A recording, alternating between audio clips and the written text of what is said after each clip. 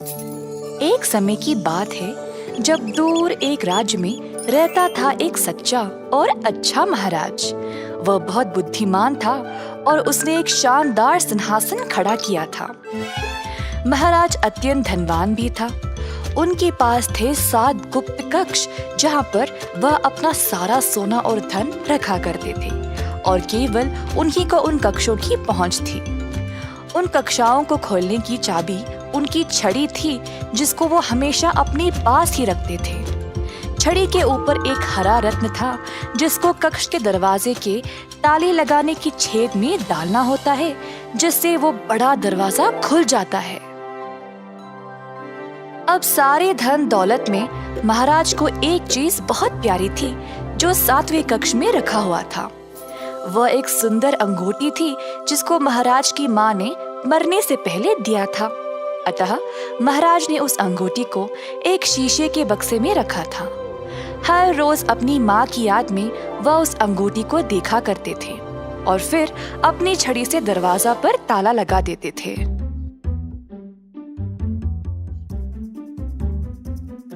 उसी राज्य में देव नामक एक व्यक्ति रहता था। देव एक चोर था। लोगों का जेब मारना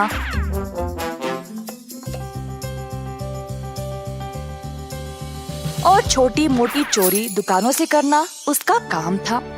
मगर अब देव इन छोटी मोटी चोरियों से ऊब गया था। अब कुछ बड़ा करना चाहता था, अमीर बनने के लिए। अब एक ही जगह इस लायक थी, महाराजा का महल। पर वो उधर जाएगा कैसे? महाराजा से ही सीधा कैसे चोरी करेगा? देव लालची था और कई दिनों तक इस महा चोरी की योजना बना रहा था।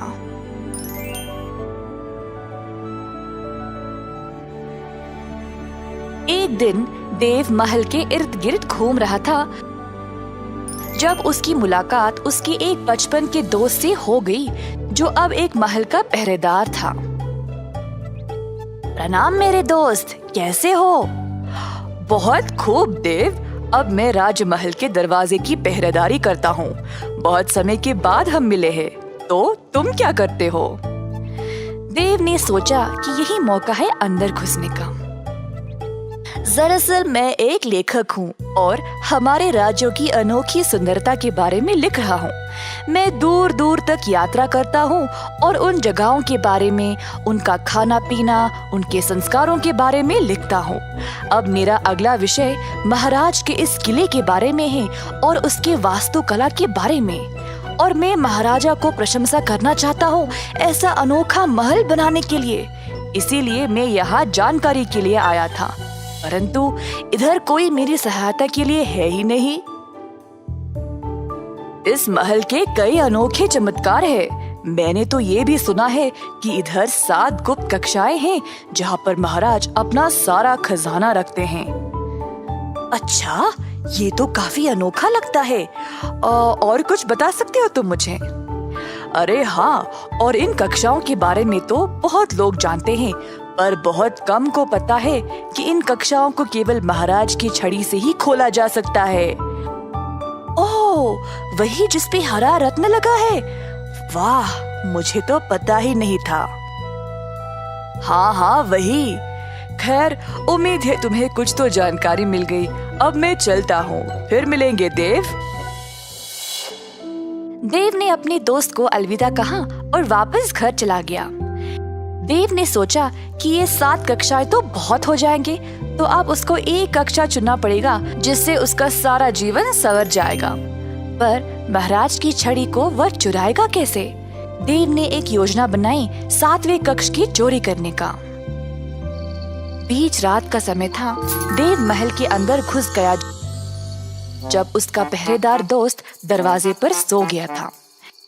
देव ने महाराज के कमरे की ओर देखा और एक रस्सी को दीवार पे लगे एक डंडे पर डाला और खुद को ऊपर खींचने लगा। खिड़की से झांक के देखा तो महाराज सोए थे। धीरे से वह कमरे में आया और वही थी छड़ी। देव ने छड़ी ली और महल की सीढ़ियों से कक्षों तक पहुंच गया। परंतु हर एक कक्ष पर एक पहरेदार था। देव ने कुछ जानवर की आवाज निकाली और पहरेदार देखने चले गए कि वह है क्या। तुरंत देव 7वें कक्ष की ओर गया और छड़ी से दरवाजे को खोल दिया। देव ने अपना भोरे निकाला और जितना हो सका उसमें डाल दिया। शीशे के बक्से वाली अंगूठी भी उठा लिया और जल्दी से दरवाजे को बंद करके वहां से चला गया। अगले दिन महाराज जब नींद से जागे तो हैरान परेशान हो गए। उनकी छड़ी लापता थी और कक्ष में जाके देखा तो उनकी माँ की अंगूठी भी गायब। महाराज आग बबूले हो गए, पर उनको पता था कि चोर को कैसे पकड़ा जाए। तुरंत उन्होंने एक पत्र लिखा अपने राज्य के लिए। मैंने अपनी सबसे कीमती चीज खो दी है, एक अंगूठी, और किसी ने उसको चुराया है। अगर किसी को भी ये मिले तो मुझे वापस लौटा दे और बदले में उसको ढेर सारा खजाना भेंट में दिया जाएगा। कई दिनों तक बहुत लोग आगे आए नकली अंगूठियों के साथ, पर महाराज अपनी माँ की अंगूठी को अच्छे से पहचानते थे तो सबको वापस भेज दिया करते थे।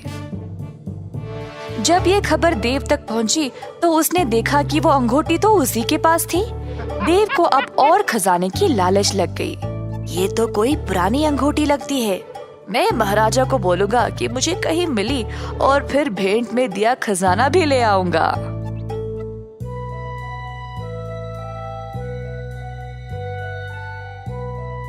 देव महाराज के पास गया और बोला, प्रणाम महाराज, मुझे ये अंगूठी मिली है तो आपको दिखाना चाहता था।